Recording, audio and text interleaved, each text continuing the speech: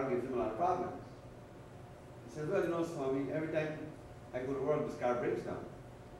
You know, I've been having a lot of problems with this car. My weekends are all taken up because I end up fixing the car, and I don't know what to do.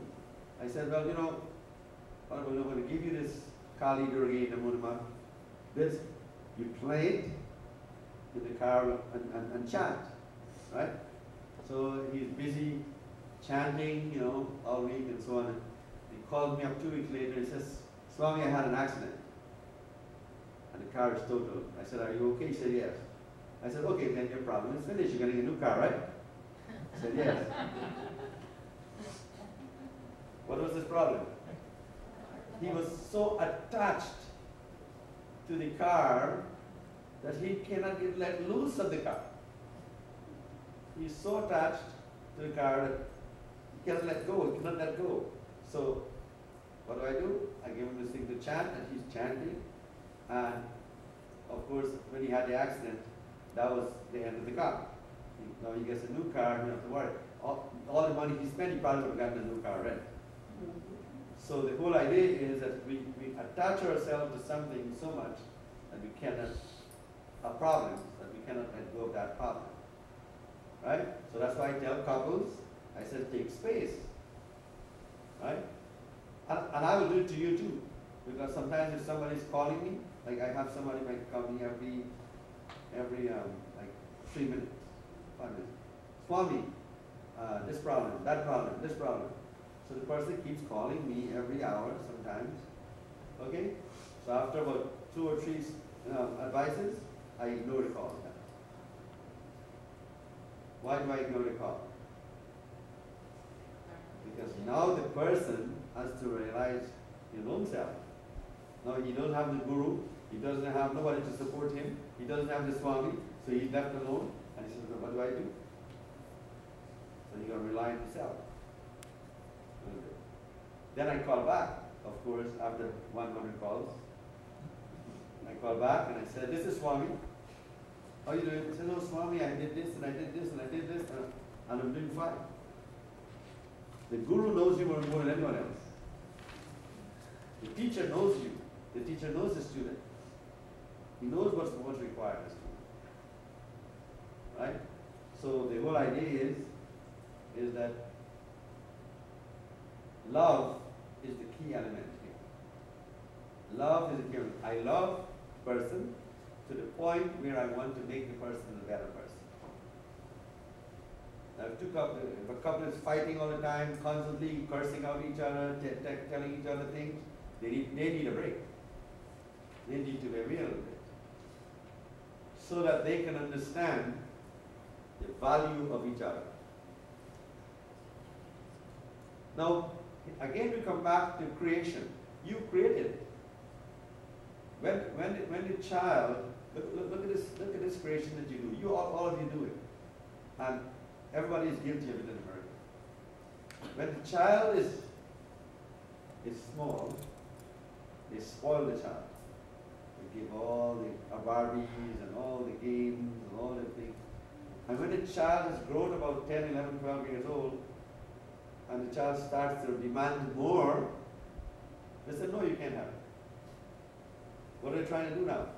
The tree, the coconut tree has grown now. Can you bend it?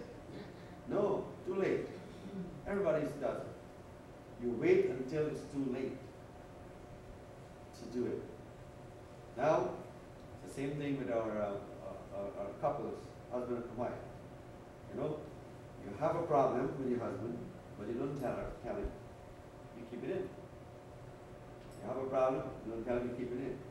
Now it builds up. It builds up. He has a problem too, and he keeps it in too. Right? Nobody lets it out. And it comes out in one big explosion, in one fight one day, and then the police is called, and he gets restraining order, and he goes to jail. Right? They wait until the problem builds up. Why? Because, you know, they probably doesn't want to create a problem, right? But it builds up and builds up. Or they probably feel that they have a secret they want to hide. Okay? So we create our problems, see? So we can uncreate it also. So if you want a Mercedes-Benz, or you want a good husband, or you want a great family life, create it. You can create it. There's a way to create it. If you took Dale Carnegie course, Dale Carnegie courses are very nice. They tell you how to create things. But in Hinduism, we have been practicing it for hundreds of years. We create it. You know, create beautiful things. We create love. Right? Like I was telling who said yesterday, when the English people went to fight India, nobody's fighting. Nobody wants to fight. Who's going to fight? You're no soldiers. Right? They don't want to fight. Because we always did everything with love. Gandhi, Martin Luther King followed. Right? Jesus Christ, he was violent. He did with love. Everybody says believe in Christ, but who practices it? You know? So that's why you got people like Osama bin Laden coming up, because the Christians are not really Christians. They're too materialistic.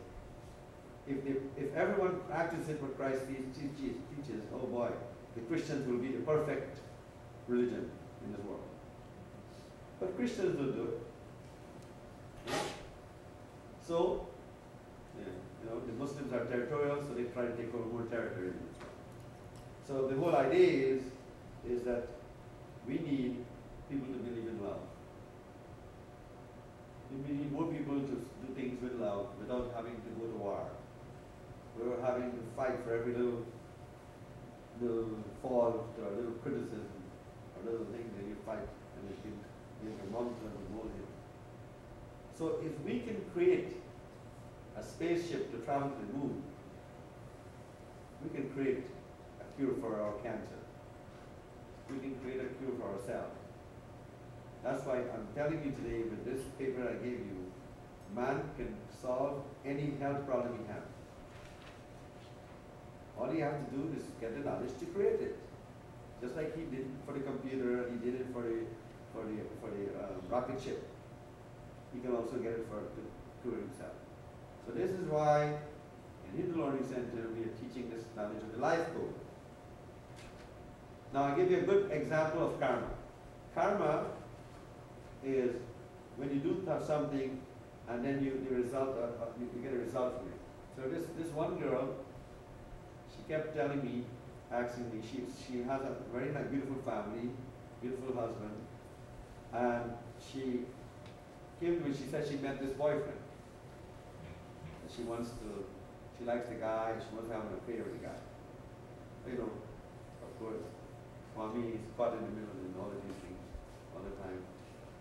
So now, I said to her, I said, you can't do it, you know. So eventually she did have an affair with the guy, against my will. So all of a sudden, when she had an affair, she started to have a lot of problems. Her family starts to,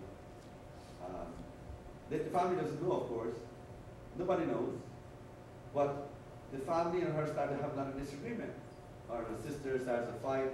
Everybody starts to fight. So I said, so she comes and she asks me, says, Swami, why am I going through all of this problem? You know? So I said, okay, what is the husband's birthday? So I calculated it's a 4.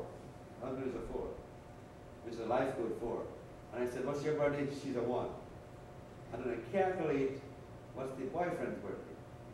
And he's a 1 also. So when it comes out all to 6. And 6 rules what? Family.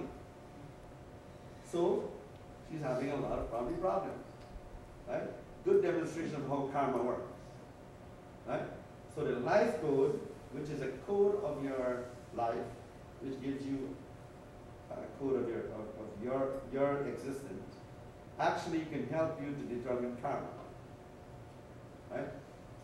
So again, the actions you take now can remove the problems in the future.